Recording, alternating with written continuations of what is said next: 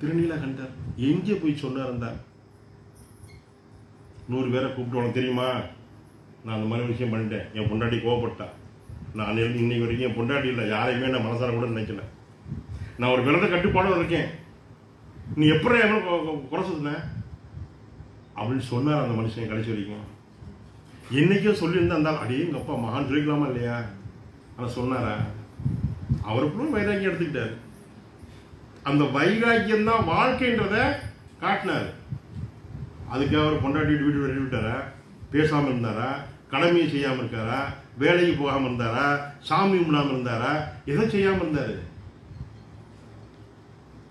எல்லாம் செஞ்சாரு. அவருடைய வைராக்கியத்தை அவரு மைண்ட் வச்சுக்கிட்டாரு. எப்பவும் சிவசிந்தனையோடு இருந்தாரு. நம்மளை படைச்ச சாமிக்கு தெரியாத எப்போ எதை பண்ணணும் அப்படின்னு. இவ்வளோ வைராக்கியமாக இருக்கானே, சரி கடைசியாக டெஸ்ட் பண்ணி பார்த்துருவோம் அப்படின்னு வந்தார். என்ன பழி வந்தாலும் சரி,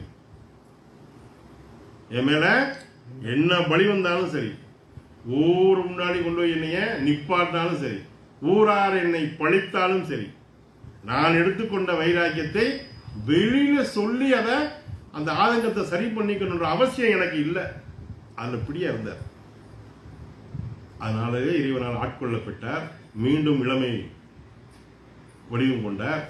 அந்த இல்லற வாழ்க்கை நல்லபடியாக வாழ்ந்து இறைவனடி பெற்றார்.